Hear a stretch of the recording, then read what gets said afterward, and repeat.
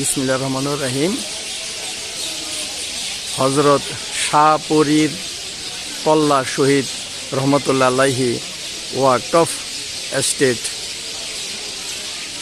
ব্রাহ্মণবাড়িয়া, আখাউড়া, খতমপুর মাজার শরীফ। মাজার শরীফের মূল ফটক মাজার শরীফ এটা দেখা যাচ্ছে। এখানে অনেক মানুষ এসেছে এই মাজারের এই মসজিদ। এখানে আমরা একটু আসছি মাজারে, এই মসজিদটিতে আমরা এসে নামাজ পড়লাম, আমি এবং মাহবুব দুইজনেই। মসজিদের মিনার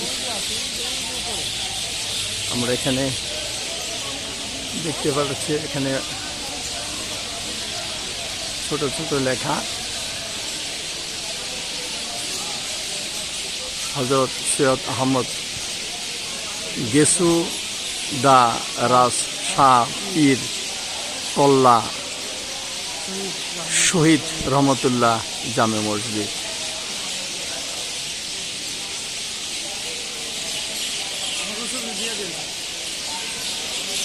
এই মসজিদের ক্যাম্পাসে অনেকগুলা গাছ আছে, গাছের মধ্যে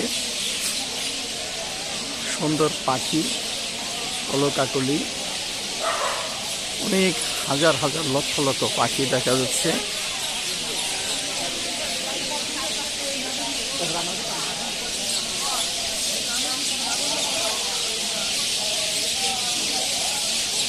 পাখির কলকাকলি শোনা যাচ্ছে।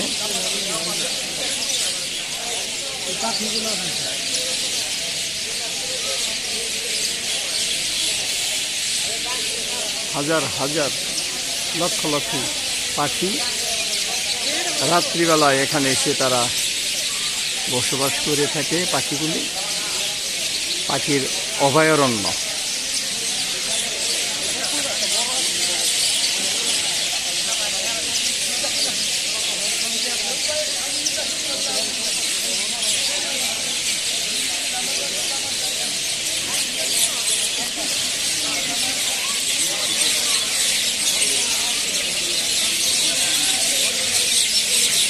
মাহবুব আমার সহপাঠী আজকের এই ভ্রমণ যাত্রার।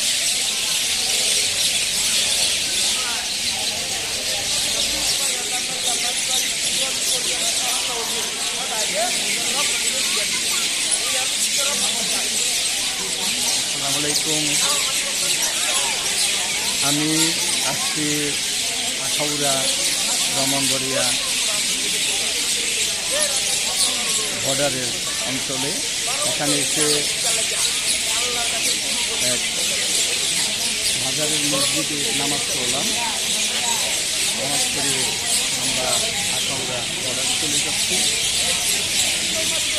আমি মাহবুব হঠাৎ করে আমরা প্রোগ্রামটা করে ফেললাম, এই জন্য অনেকেই জানে না।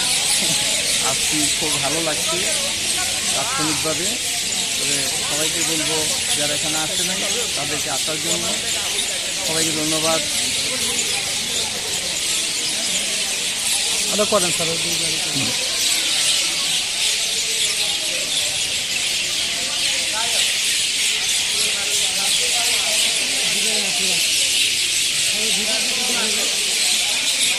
আমি দিয়ে যাই, ঠিক আছে।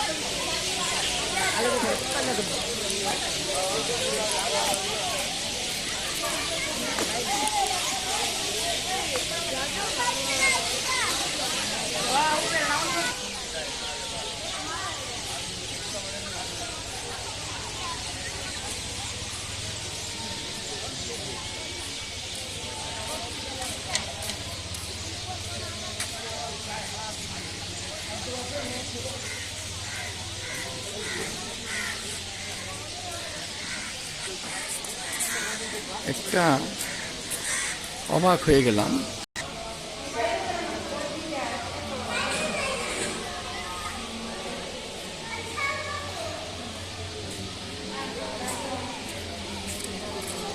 এই যে একটি ঢোল, ঢোলের মধ্যে বাড়িতে হয়েছে, জানি না আল্লাহর